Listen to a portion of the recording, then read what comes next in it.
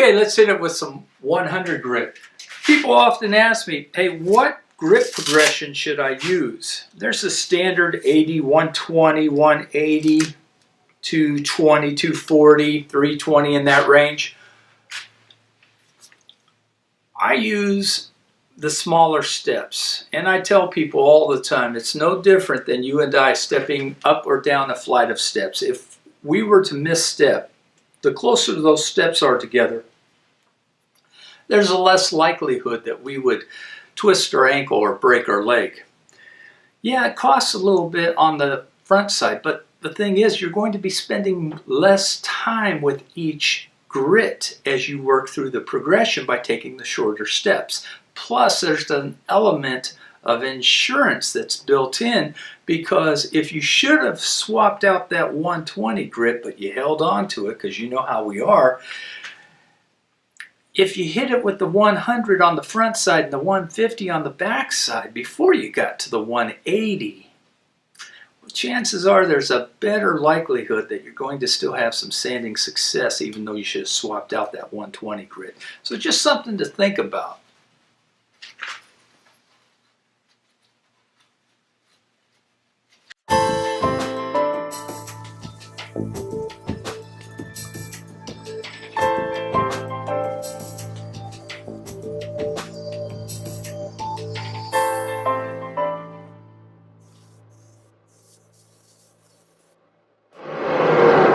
Take a moment and show you what the 100 grit looks like even after as much oil as we put on.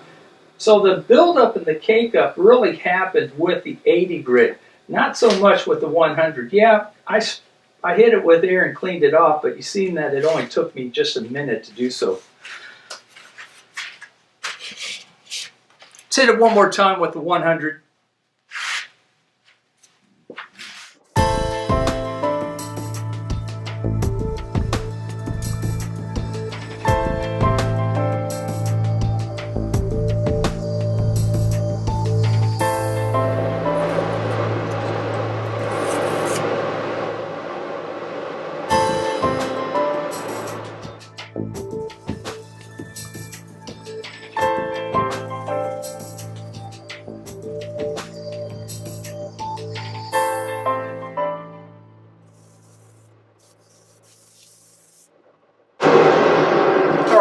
So we've gone through 120. Now that we've gone through the core grits, I say the core grits, I mean the 80, the 60 if you need it, 80, 100, 120. Things generally start to speed up a little bit because you're really getting into some finer sanding. With the 150 on through wherever it is you might stop. I don't know, we might stop 320, 400, 600. Just have to wait and see how it feels. Let's go on to 150. With the 150, we introduce the medium interface pad. Let me take a moment and just explain. I had the radius, yellow firm radius interface pad on my 3-inch backup pad, which was in the Sanding Wonder as I began. So we worked through the 80, 100, 120 with that firm yellow radius interface pad. Now we're going to go with the medium orange. Why? Because we're dealing with medium grits. Stand by. Alright, some 150 here. Again, I'm going to slow down the speed as I go up in grit. I go down in lathe speed. By the time I'm at 320 or so, the lathe speed will probably be somewhere between 100 and 200 RPM. Pretty doggone slow.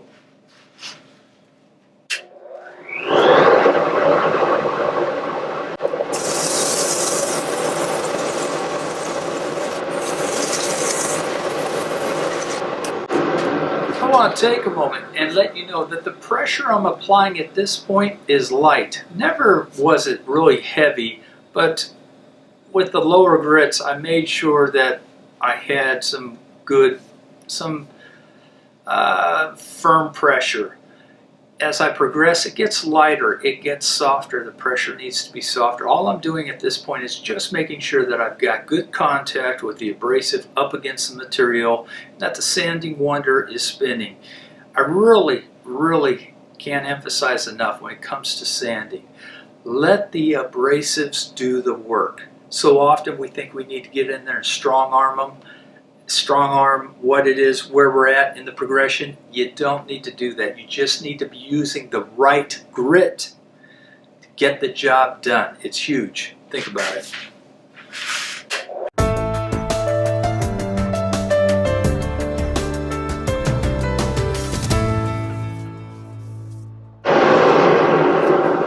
All right. Taking care of the 150. Let's go with some 180. All right. So we've got some 180 here. Continue right on with our process. I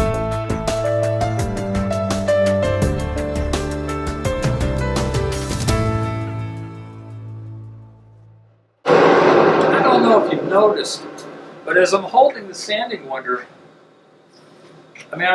I'm holding it in my right hand, but I have just the left hand just barely even touching the unit.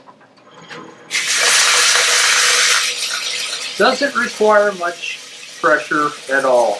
Let the abrasive do the work. Just make sure that you're making good contact with the piece.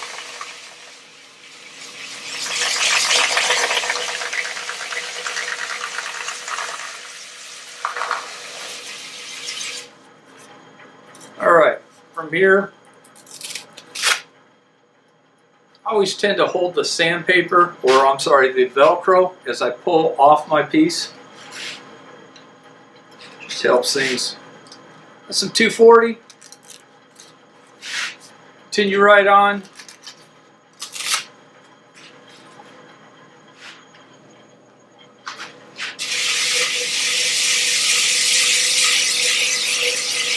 Some of you might ask, hey, why slow down the piece of material so slow? Well, it's like this, friends. When we're sanding, we either have, we have two things going on. We either have skating and skidding over the surface or cutting into the surface, right? We want to maximize the cutting into the surface and minimize the skating and skidding over the surface. Now there's two ways we can do that. One is by the amount of pressure that we apply. The second is to make sure that we've got the right speed on the lathe.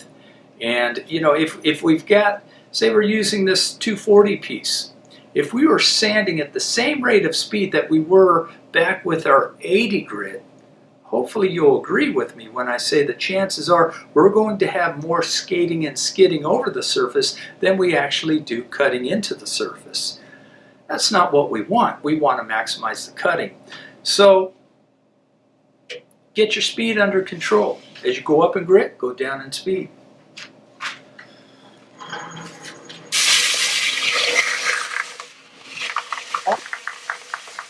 Don't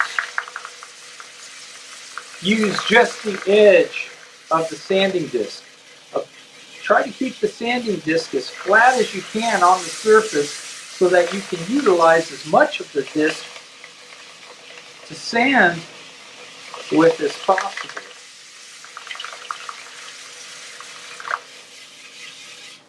Now, at this point, all we're doing is what I call clouding or fogging the piece. We've gotten rid of the deep scratch marks. We've got rid of the deep tool marks. We're just kind of, we're using such a fine grit, 240 in this case. We're going to go on to 320. But again, you can just nearly flick the dust off of these pads because it's so fine. And remember, we wet sanded to begin with. We're not dealing with that anymore because we didn't leave it on there long enough for it to soak into the material, and we've pretty well sanded everything back. So we're in good shape. Again, I've got this lathe spinning, I don't know, somewhere right around 100 RPM, maybe. So, and the sanding wonder works just as effectively now as it did with the lower grits. I've got a good amount of pad making contact with the surface. And the beautiful thing about using this particular tool is that the idea of oversanding tends to be minimized. because you're not going to, unlike with a drill, you can over sand. You can, when you're power sanding, you've got the torque of the drill. With this, it's the speed of the piece that dictates how fast this rotates. It's not going to over rotate. Therefore, you have a tendency to have better life of your sanding discs using an inertia sander like this.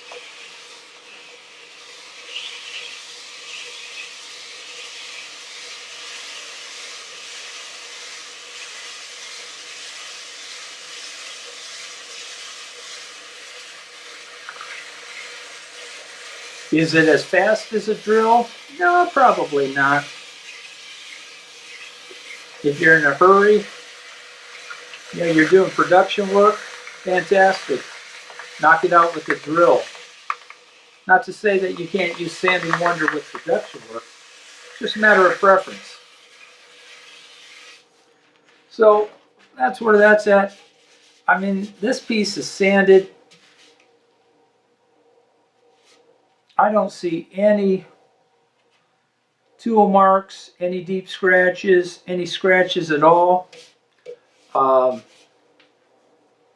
it off here.